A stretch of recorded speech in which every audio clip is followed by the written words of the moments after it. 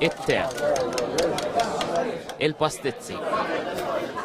Hawnhekk mhux Malta, iċ-ċentru tal-Maltin f'Astoria fi New York. Il-biċċa l-kbira tal-Maltin jgħixu hawn għawċin jew melliħin bħal Salvo De Bono.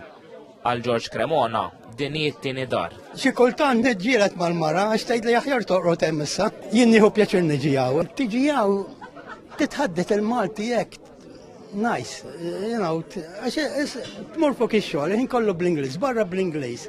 U tintaqa' ma' xi ħadd Malti u għaw dejjem ħadd tintaqa' ma' xi ħadd min jiġi minn barra dejjem tħammur sal-Multi Center.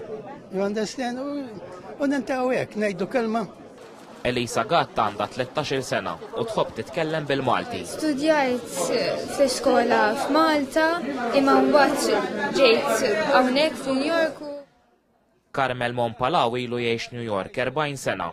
Tallem isajjar il-pastizzi u l-Maltin Town ħadu r-ruħ. Dan il-master tal-pastizzi, għawet kienna nixru pastizzi minn għandhom, bieħ il-biznis, minn xraħ ma baqax jgħamilhom u ma kienix jgħamil pastizzi. U bdejna niprovaw u rnexxina nagħmluhom, jienu ieħor. Jiġu aqwa minn ta' Malta, jiġu bħal ta' Malta.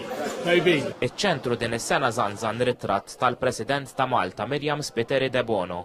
Imma ġemba wiċċ il-President Amerikan attwali Joe Biden u li wasal biex jinbidel dal-waqt bil-elezzjoni presidenzjali fl-Amerika wara l-bib. U għaw New York is more Democrat. Pal California.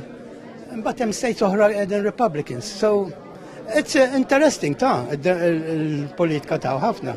Jalla min jitla jagħmel il-ġid. Il-ġimgħa filgħaxija ltaqa' mal-Maltin f'Astoria t-tielet darba l-Prim Ministru Robert Abela u esprima l-ammirazzjoni tiegħu lejn dik li sejjaħ komunità ħajja b'sens ta' mħabba lejn pajjiżha bil-identità Maltija għadha tbaqbaq ġo fiha. Dr. Abela kien akkumpanjat minn martu Lidja u bintom Georgia May, il-Ministru għas-Saħħa Joe Etienne Abela u s-Segretarju Permanenti fil-Ministeru għall-Affarijiet Barranin Christopher Cutajar.